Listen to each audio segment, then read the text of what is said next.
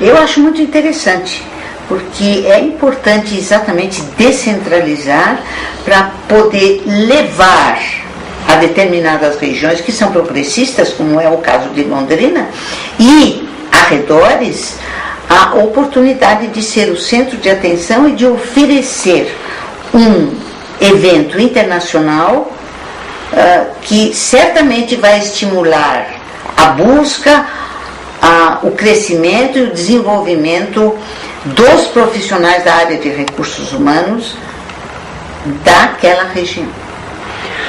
Nesse caso, o coaching em si, ele pode ser um bom aliado do profissional de RH, quando o profissional de RH busca melhorar o potencial da sua liderança. Com certeza. O coaching é uma intervenção, a meu ver, pelo fato de ser uma intervenção customizada, pelo fato de ser uma intervenção de breve duração e profunda, porque cria um relacionamento entre coach e coachee muito próximo e sigiloso, sem dúvida nenhuma é uma intervenção potente, mas não podemos esquecer que não é panaceia, não serve para tudo.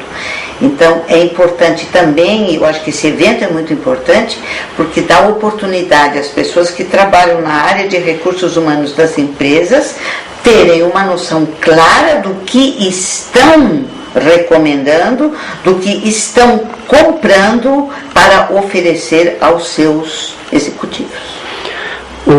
Existem pesquisas de consultorias de recursos humanos que mostram que, embora existam várias razões para uma pessoa ir trabalhar numa empresa, existe praticamente uma só pela qual ela sai, ou seja, um relacionamento ruim com a chefia, né?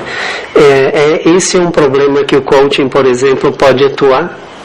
Poderia, sem dúvida nenhuma, na medida em que, trabalhando com pessoas em posição de coordenação, em posições de liderança, começam a entender e ter maior sensibilidade com o impacto que o seu estilo gerencial, seu estilo de gestão, a sua maneira de se comunicar com as pessoas, impacta positiva ou negativamente os membros da sua equipe. É um comportamento que às vezes pode levar as pessoas a irem embora. Com certeza. Por exemplo, se nós encontramos pessoas que, por razões que não